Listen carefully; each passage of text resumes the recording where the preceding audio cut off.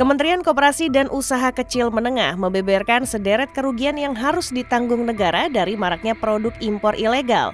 PLT Deputi Bidang UKM Kementerian Koperasi dan UKM Temi Setia Permana mengatakan serbuan produk impor produk jadi menyebabkan distorsi pasar dalam negeri. Bahkan serbuan produk impor bukan hanya memukul UMKM, tapi juga industri besar di sektor tekstil dan produk tekstil. Pasar kita sedang tidak baik-baik saja, jangankan UMKM, usaha besar pun sekarang merasakan dampaknya dengan masifnya produk impor. PLT Deputi Bidang UKM Kementerian Koperasi dan UKM, Temi Setia Permana pada Selasa 6 Agustus 2024.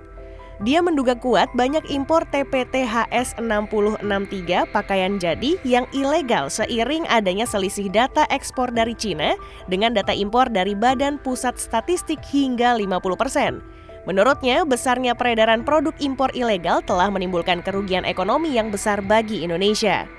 Indonesia kehilangan potensi serapan tenaga kerja hingga 67.000 dengan total pendapatan karyawan sebesar 2 triliun rupiah. Selain itu, Indonesia juga kehilangan potensi PDB di sektor TPT sebesar 11,83 triliun rupiah per tahun dan menyebabkan kerugian pajak atas produk impor ilegal itu mencapai 6,2 triliun rupiah. Adapun kaum buruh menganggap regulasi yang diterapkan oleh pemerintah juga berkontribusi terhadap serbuan impor pakaian jadi secara legal. Presiden Partai Buruh Said Iqbal mengatakan aturan yang dimaksud adalah Peraturan Menteri Perdagangan Nomor 8 Tahun 2024 tentang kebijakan dan pengaturan impor.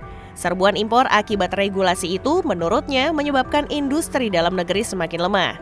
Hal ini menyulut badai pemutusan hubungan kerja termasuk di sektor tekstil.